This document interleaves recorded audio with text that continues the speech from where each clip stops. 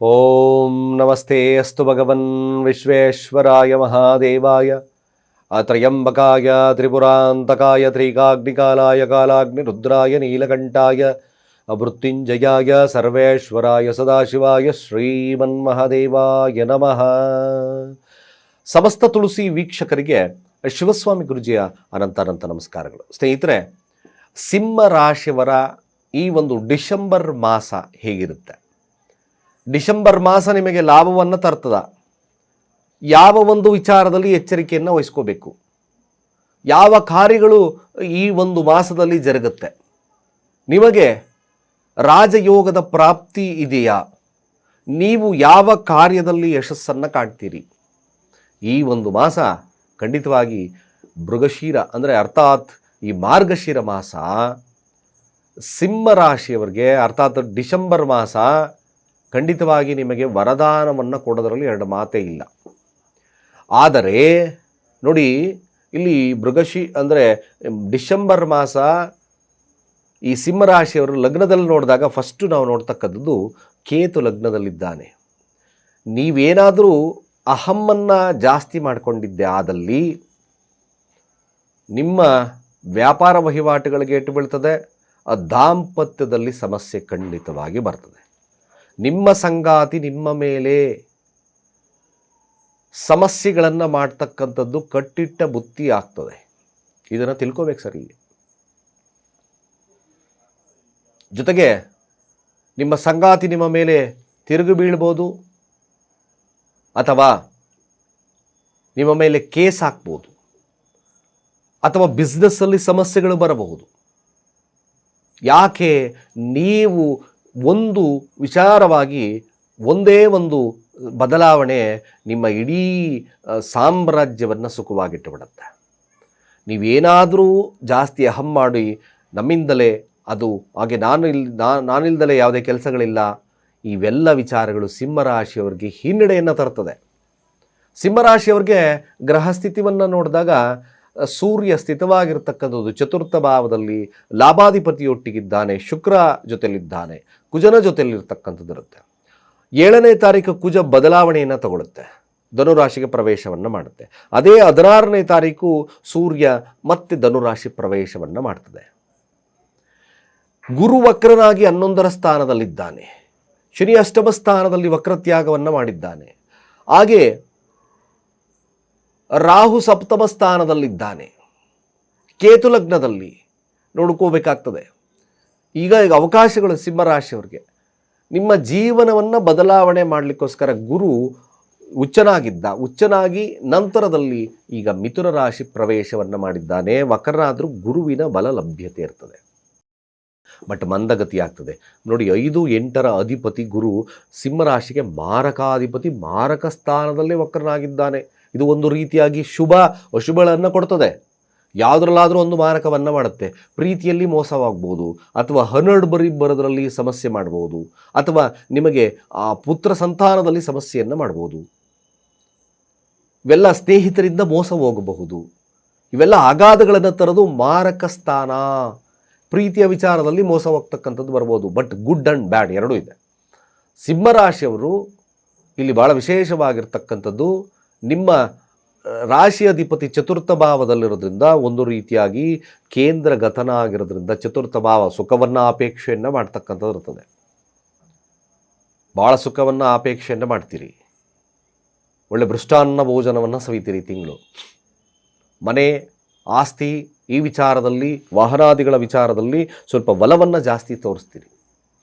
ಚತುರ್ಥ ಭಾವ ರಾಶಿಯಾಧಿಪತಿ ವಿದ್ಯಾರ್ಥಿಗಳಿಗೆ ಯಶಸ್ಸನ್ನು ಕೊಟ್ಟೇ ಕೊಡ್ತದೆ. ಬುಧಾದಿತ್ಯ ಯೋಗದಿಂದ ಭಾಳ ವಿಶೇಷವಾಗಿ ಏನಾದರೂ ನೀವು ಹೊಸದಾಗಿ ನೀವೇನಾದರೂ ಎಕ್ಸಾಮ್ ಬರಿತಾ ಇದ್ದೀರೋ, ಮತ್ತೊಂದು ಬರಿತಾ ಇದ್ದೀರೋ, ಕಾಂಪಿಟೇಟಿವ್ ಎಕ್ಸಾಮ್ ಬರಿತಾ ಇದ್ದೀರೋ, ದಿ ಬೆಸ್ಟ್ ಟೈಮ್ ಕೂಡ. ಹಾಗೆ ಯಾರ್ಯಾರು ಕೆಲಸದಲ್ಲಿದ್ದೀರೋ ಸ್ವಲ್ಪ ಮಟ್ಟಿಗೆ ನಿಮ್ಮ ಬಾಸ್ ಕಿರಿಕಿರಿ ಅಂತೂ ಖಂಡಿತ ಇರ್ತದೆ.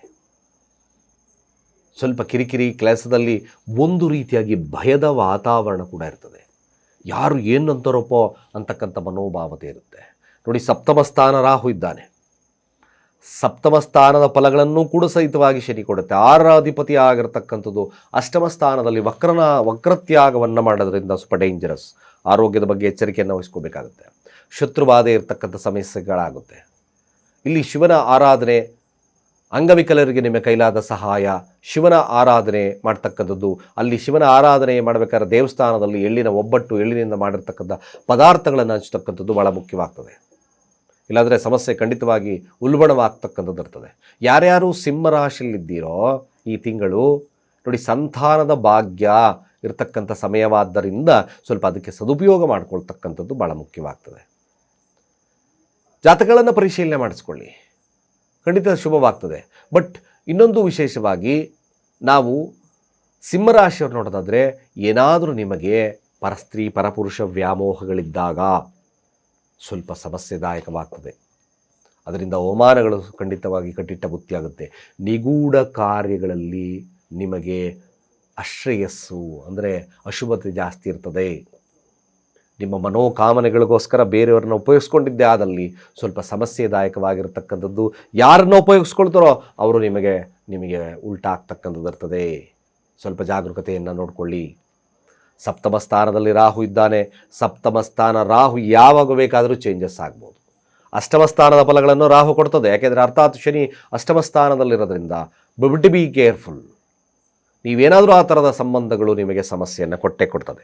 ಹಾಗಾಗಿ ಸ್ವಲ್ಪ ಜಾಗರೂಕತೆ ಇರಬೇಕು. ಗುರುವಿನ ಆಶೀರ್ವಾದ ಇದೆ, ಅದನ್ನು ಸರಿಯಾಗಿ ನೀವು ಜ್ಞಾನ ಮಾರ್ಗವಾಗಿ, ಧಾರ್ಮಿಕ ಮಾರ್ಗವಾಗಿ ಹೋದರೆ ಮಾತ್ರ ಯಶಸ್ಸು ಸಿಗುತ್ತೆ. ಆಫ್ಟರ್ 16 ಆದ ನಂತರ ಸೂರ್ಯ ಪಂಚಮ ಸ್ಥಾನಕ್ಕೆ ಬರ್ತದೆ. ಅಲ್ಲಿ ಬುದ್ಧಿಯನ್ನು ಕಲಿತಕ್ಕಂಥ ಸಮಯ. 9ರ ಸ್ಥಾನ ದೈವಿಕವಾಗಿರ್ತಕ್ಕಂಥ ಮನೋಭಾವವನ್ನು ಕಲಿಸ್ತಕ್ಕಂಥ ಸ್ಥಾನ. ಈ ದೈವಿಕತೆ ನಿಮಗೆ ಶುಭವನ್ನು ಕೊಡ್ತದೆ. ಸೂರ್ಯ ಗುರುವಿನ ರಾಶಿಯ ಪ್ರವೇಶ, ಧನುರ್ಮಾಸ ಪ್ರಾರಂಭ. ನಿಮಗೇನಾದರೂ ಧನುರ್ಮಾಸ ಮಾಡ್ತಕ್ಕಂಥ ಒಂದು ಮನಸ್ಥಿತಿ ಇದ್ದರೆ ಖಂಡಿತವಾಗಿ ಮಾಡಿ. ನಿಮಗೆ ಈ ಒಂದು ಡಿಸೆಂಬರ್ ಮಾಸ ನಿಮ್ಮಲ್ಲಿ ಜ್ಞಾನದ ಬದಲಾವಣೆಯನ್ನೇ ತರ್ತದೆ. ಸಾಧ್ಯವಾದಷ್ಟು ಕೇತು ಲಗ್ನದಲ್ಲಿರೋದ್ರಿಂದ ನೀವು ಸಾಧ್ಯವಾದಷ್ಟು ಧ್ಯಾನಾಸಕ್ತರಾಗ್ತಕ್ಕಂಥದ್ದು ಭಾಳ ಮುಖ್ಯ.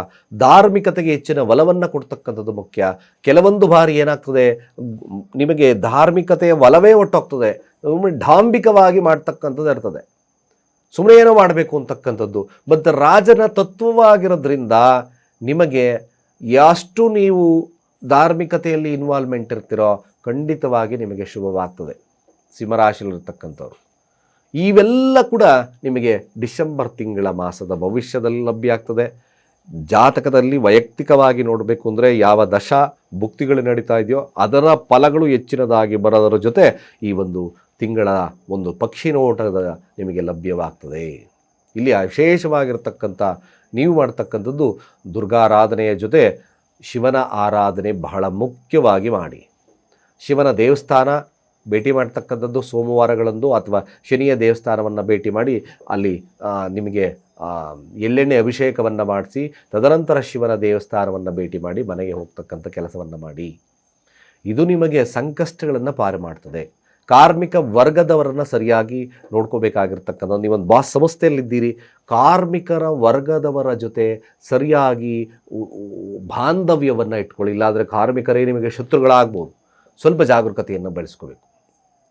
ಅವರ ಮನಸ್ಥಿತಿ ಪರಿಸ್ಥಿತಿಗೆ ಅನುಗುಣವಾಗಿ ಅವರಿಗೆ ಏನು ಲಭ್ಯವಾಗ್ತದೋ, ಅವರಿಗೆ ಎಷ್ಟು ಸಹಾಯ ಮಾಡಲಿಕ್ಕಾಗ್ತದೋ ಈ ಮಾಸ್ ಮಾಡಿ, ನಿಮಗೆ ಮ್ಯಾಕ್ಸಿಮಮ್ ಗುಡ್ ಆಗ್ತದೆ.